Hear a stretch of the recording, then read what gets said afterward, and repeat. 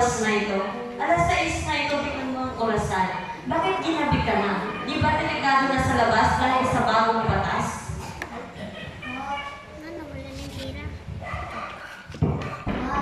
Sorry talaga.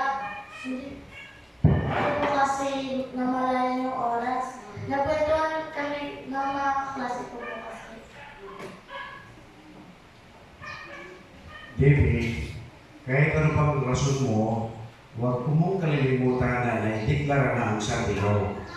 Alam natin kung ano ang susunod na mangyayari. Kaya kailangan ay maaga pa nandito ka na. Sa panahon na yan, hindi na tayo makakabili. Kung wala tayong number na 666, tapos susunod na persecution. Sa anumang oras, natakas tayo sa bundok. Kaya dapat sa susunod, uuwi ka ng maaga para kung ano man mangyari, anumang oras, magkakasama pa rin tayo. Hindi mo ba narinig o nabasa yung latest na balita tungkol sa bagong batas? Oo nga, Papa. Nabasa mo po ba? Alam niyo ba na napag-usapan nga namin kanina ng mga klase ko na diniklara na ang full Sunday law. Balita, kailan at saan ito nangyari? Ang DYFC ang makapagsasabi. Ang religious political affairs ng ating bansa ay nilagay na ang Pilipinas sa ilalim ng full Sunday law. Ang bawat mamamayan ay kinakailangan mamili ng linggo. Kung sino man ang lumabag ay walang pagkain, makukulong at papatayin. Nag-uulat, Cherry Agpasa. Wala. Siya, Mama, Papa, hindi ko kayang lumakad ng malayo kasi may sakit ako sa puso. Ate, huwag ka mag-alala. Kasama natin ang Diyos. Ano man ang mangyari, never give up. Ito na ang oras mga anak para maging matatag tayo sa ating pananampalataya. Katulad na sinasabi ko sa inyo noon, malapit na tayo sa langit, lumapit tayo sa Panginoon, manatili tayo sa pananampalataya.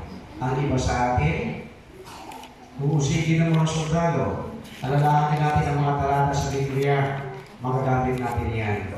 Magsalita tayo tungkol sa Panginoon sa panahon na ito dahil may mga malikaya pa tayo. Alalahanin natin ang mga martir sa panahon noon, katulad nila Esteban, sila Janos na sila sinulog, pinatay, pero sila ay umaawit at nakangiti pa nga sila. Mga anak, pinakayo ay lumubod at manalangin.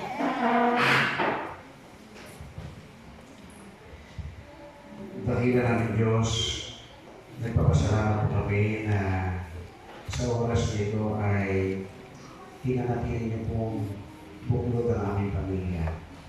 Panginoon, katulad po ng propesya na darating po ang araw na magkakaroon po ng sandilo. Panginoon, nandito na po kami ngayon sa panahon ito. Panginoon, wala po kami kakayanan, mapagtagumpayan ito na nagiging sa pananampalataya, kundi ang magtiwala sa inyo. Panginoon, pagbabayan po ang aming buong sambayanan na ano man ang mangyari, kami po ay hindi susuko sa pananampalataya, kundi bagos na nililigan maging kamatayan. Salamat po ng marami, Panginoon, sa inyong pagkakas.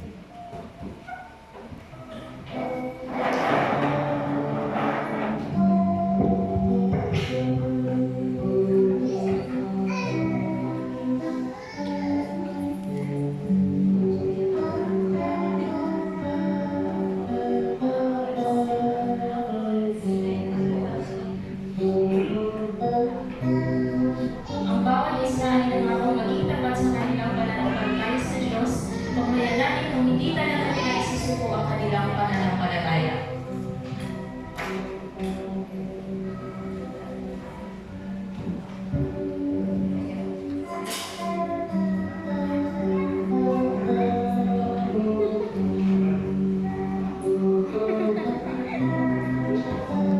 Alam niyo mga anak, kanina nasalubong ko yung church elder natin at napag-alaman niya rin yung tungkol sa Sunday law. Alam niyo, pinalakas niya ako. Pinakatag niya yung kalooban ko. Kaya lang, hindi ko alam kung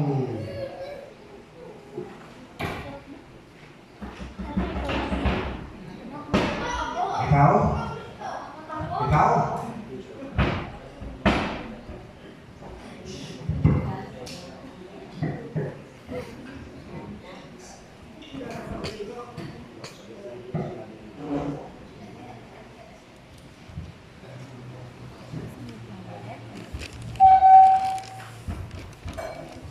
Buksan niyo ang pinto! Mga presito!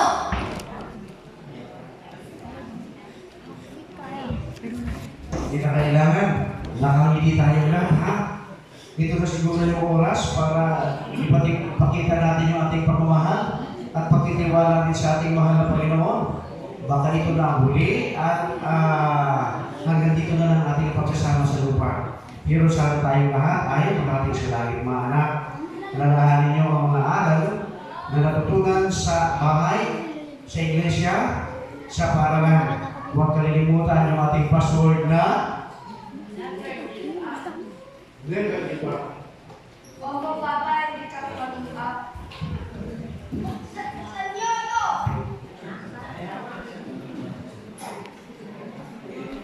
O dapat nakangiti tayo sa kanila, nakangiti. Nakangiti. Bakit hindi niyo binuksan ang pinto?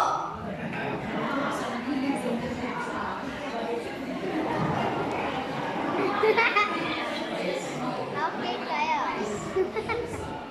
Mga Ginoo, Tayo na lang. mga Ginoo, maupo po kayo. Namin kailangan mo po. Nagmamadali kami.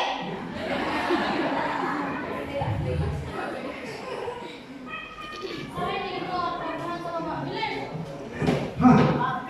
Ano ito? Mr. Search, huwag ka nang mag-aksaya ng oras. Mag-decide ka na nakakasalay sa iyong desisyon ang susunod na mangyayari.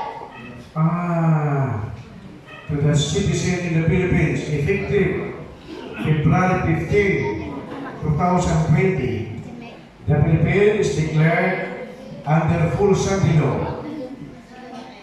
The law provides nobody can buy or sell unless he possesses the number 666. To have this, as no one must keep Sunday as his Sabbath, irrespective of his religion. Failure to comply with this law means hunger, imprisonment, or even death.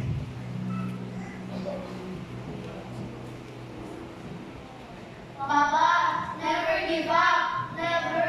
Bigyan ka namin ng 5 minuto para mag-desisyon. Pwede ka bang magbago? Hindi ko isusuko ang aming pananampalataya. Anong ibig mong sabihin? Nasiraan ka na ba ng ulo? Hayaan mo akong bumabay ang iyong buong pamilya. Isuko mo na ang walang kwenta mong pamaniwala. Alam ko, Seventh-day Adventist ka. Mrs. Search, anong desisyon mo? Kausapin mo na itong asawa mong magbago ng isip. Hindi ko alam kung anong gagawin namin. Mga anak, anong gagawin natin? Bilisan mo, huwag mong sabihin patulad ka rin ng asawa mo. Hindi ko nga alam kung anong gagawin namin. Anong gagawin natin? Mama, alalahanin mo ang aking password. Never give up. Pero, sa tingin ko, kailangan niyo itong pirmahan pa kasi hindi pa naman kami nakakaakyat ng bundok. Hindi pa naman kami nakaka-try magtawid ng ilog. Anong gagawin namin? Baka magutom kami doon.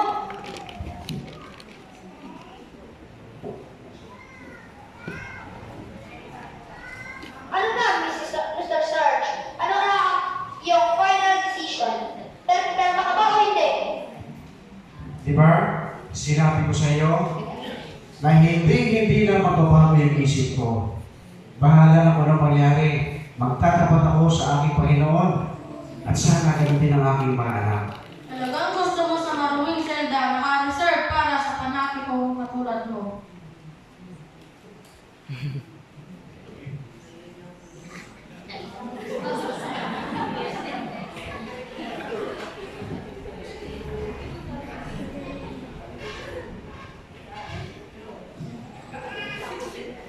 Halika na, Mrs. Search. Ikaw ay ligtas at malaya na.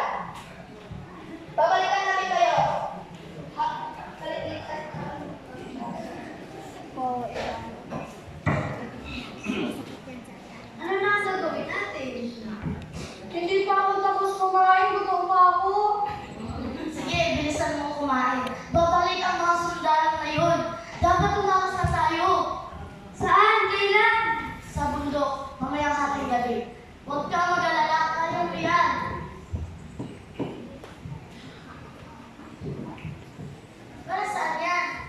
Baon ko. Bibili na tayo ng tinapay.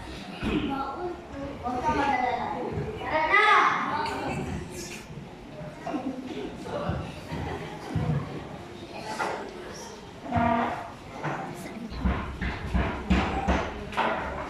Saan niyo ako ito?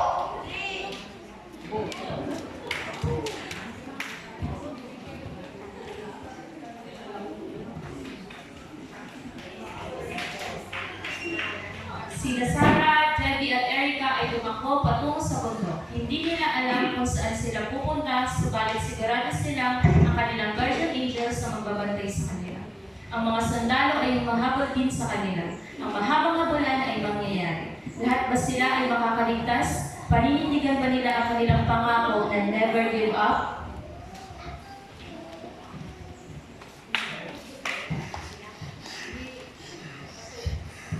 Sa tingin niyo ba, nasundan nila tayo? Sa palagay ko, oo. Tama, maya-maya, dyan na sila. Tara na, bilis! Yan na sila. Ate, tara na, baka mahuli tayo. Gutom na ako. Ayun!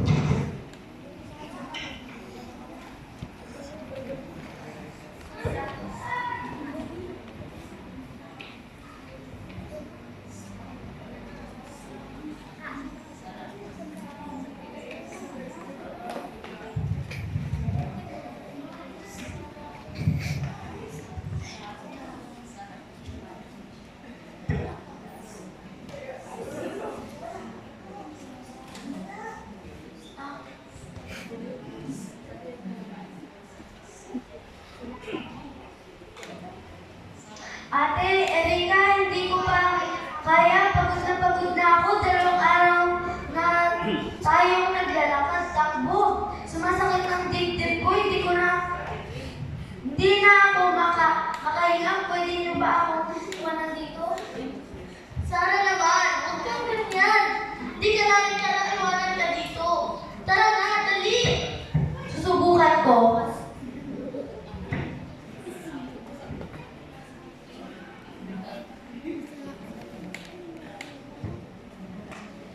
Ate, tara na. Baka mahuli tayo. Gutom na ako. Ayun!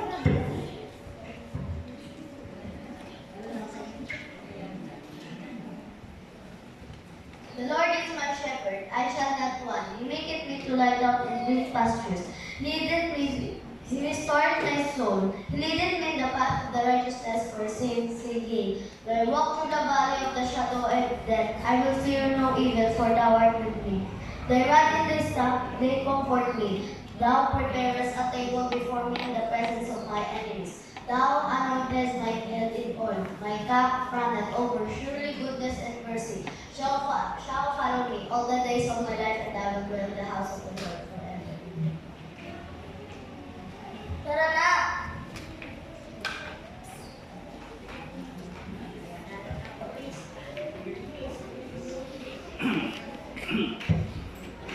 Aha! Tingnan mo! Ibig sabihin, hindi pa sila nakakalayo?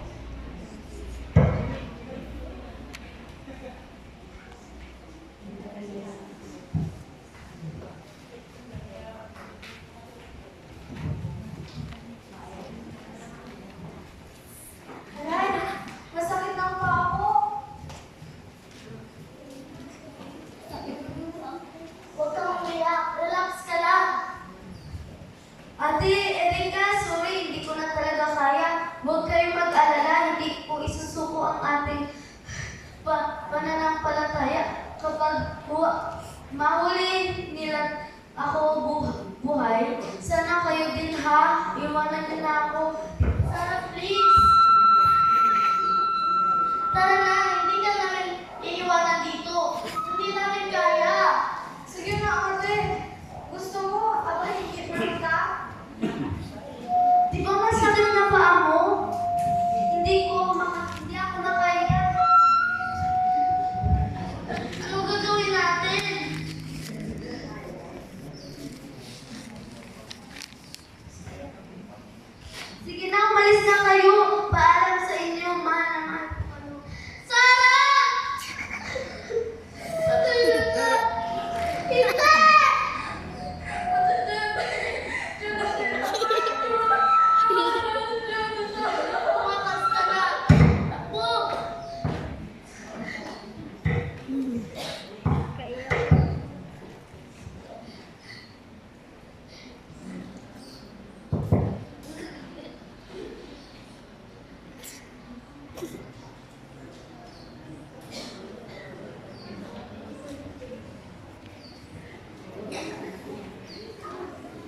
Tingnan niyo sa paligid.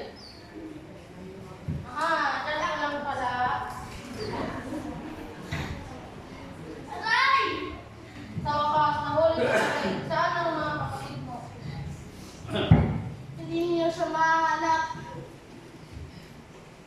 Tara na. Nakatakas si Erika, subalit nahuli si David. Siya ay tinanong sa mababang selda at pinagpasuko ang kanyang pananampalataya. Sa kabila ng lahat, mas naging matatag si David.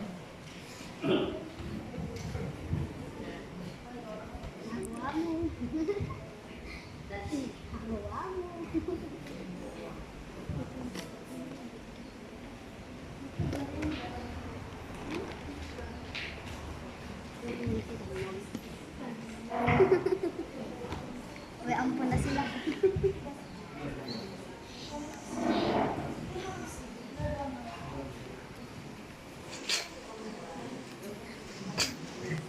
Yeah, nakalata.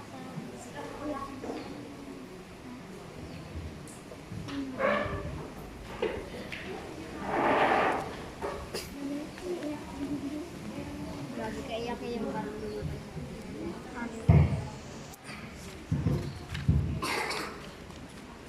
Dito tayo ngayon para ma-witness ang investigation file, David Search. Sabi niya hindi daw siya bibinaw sa kanyang pananampalataya. Tingnan natin pagkatapos niyang pagkakapan ang ating tagapagmili si Atty. Weber. So, bakit di ba pinakasan at tinakuha mo ang mga otoridad?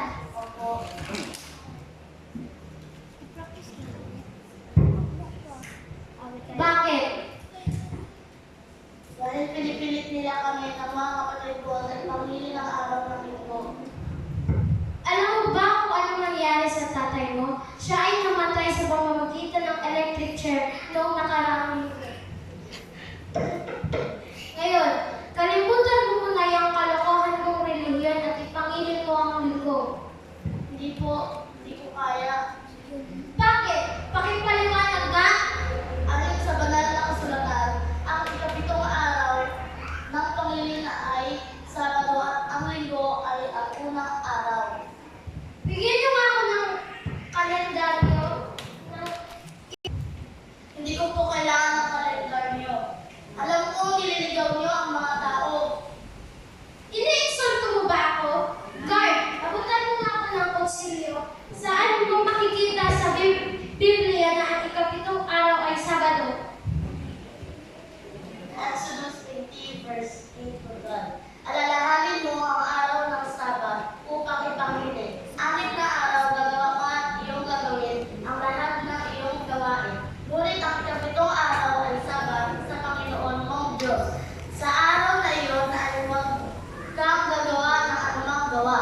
Ikaw, ni ang iyong anak na lalaki, ni babae, ni ang iyong aniping lalaki, ni babae, ni ang iyong baka, ni ang iyong taga ibang lupa na nasa loob ng iyong mga pintuang daan, sapagkat sa amin na araw ay ginawa ng Panginoon ang langit at ang lupa, ang dagat at ang lahat ng nangaroon, at nagpahi sa ikapitong araw na ano pa pinagpala ng Panginoon ang araw ng Sabat at pinakabanal. Para lang yan sa mga Hudyo, hindi yan para sa atin. At isa pa, nagbago na yan. Sino nagbago, attorney? Hindi mo ba alam na sabi sa Mateo 24 verse 35, ang langit at ang lupa ay lilipas, natapwat ang aking mga salita ay hindi lilipas. Aba, nagmamagaling ka pa ha? Tingnan natin ang galing ko. Hindi po ako natatakot. David, please, isuko mo na ang ating relihiyon. Tingnan mo ako, sinuko ko, di ba? Kung walang nangyari sa akin, ikaw, tingnan mo, ang dumi-dumi mo na. Mama, kahit anong mangyari, hindi pa rin mababago ang aking sagot. Tama na ang paglilingkod. arthritis. Handa na akong pahirapan ka. Ang tigas ng ulo mong bata ka. Gamitin mo muna siya ng pamalo. Debbie, sige na, hindi pa huli ang lahat. Di ba sabi sa aklat ng Biblia? Honor thy father and thy mother. Sundin mo! Sundin mo ako! Ako ang nanay mo! Mama, alam kong napalayo ako sa Diyos. Hindi na kita dapat sundin. Tama na yan, Mrs. Serge. Talagang matigas ang ulo ng anak mo. Kalimutan mo na siya. Sige, ikulong niya na siya. Simula ngayon, wala na akong anak na katulad niya. Debbie Serge, anong final decision mo? Isuko mo na ang relihiyong mong yan. Hindi po yon magbabago. Ano man ang mangyari, mananatili akong tapat sa aking Diyos. In the presence of this witnesses, and by the power vested upon me by the Knights of Columbus, I pronounce Debbie Serge to be executed by firing squad tomorrow, February 16, 2020 at 6:30 a.m.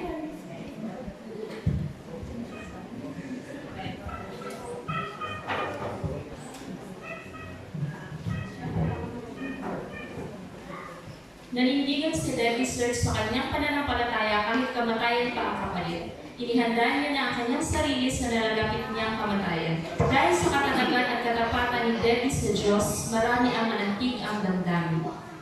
Dumating na ang oras ng paghatol kay Debbie. Alam mo, hanga ako sa kapanghagan mo. Alam kong totoo ang iyong pananampalatayahan. Alam kong handa ka kumalangit. Ako ay Kristiyano din, pero magkaiba tayo. Gusto kong malaman ang tungkol sa pananampalataya. Maaari mong matuturo sa akin. Magbasa po kayo ng Biblia. Tanggapin niyo po si Kristo na iyong tagapagligtas. Pumunta ka po sa aming bahay. Hanapin niyo po ang aming Bible at ibinibigay ko na po iyon sa iyo. Pagpalain ka nawa, Debbie. Pupunta na ako doon ngayon at hindi na ako babalik dito. Matalo na ako sa kabundukan. Salamat at pag-alam mo sa akin. Tunay na Diyos, paalam sa tayo. At 6:30 a.m., nakatulan na ng kamatayan si Debbie Serge.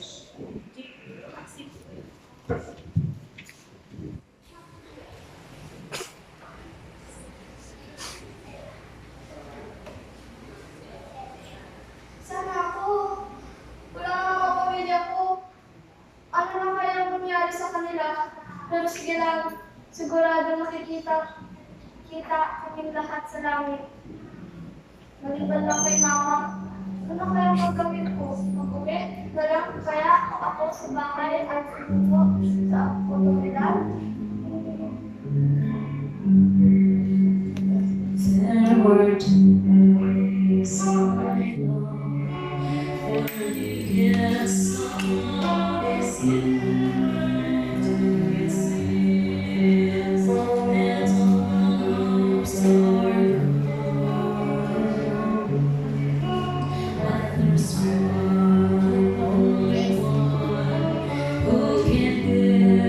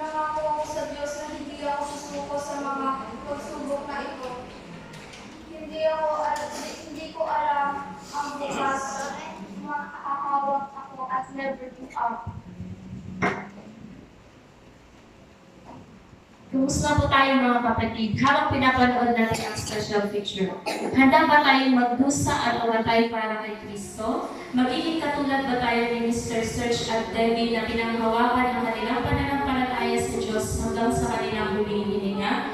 Kaya ba natin magpakatatag ng buong puso pag dumating ang persecution? Ang sagot ay mangyayari lamang sa darating na pag-uusig. Kaya kailangan natin magpakatatag at manindigan kay Kristo. Manalangin na walang patid, magsaliksik at mag-aral ng Biblia at isuko ang buong sarili sa Diyos. Pagpalain nawa tayo ng Panginoon. Ito po ang cast ng Never Give Up. Mr. Search, Sir Ariel Barrientos. Mrs. Search, Ma'am Florence Camba. Debbie Jade Maliga. Erica Ella Rosas. Sarah Charlene Joy Padul. Police 1 Ray Gabisay. Police 2 and 3 Jimmy Nokal. Attorney Becker Shaina Tomno. Muli, maraming salamat po at happy Sabbath.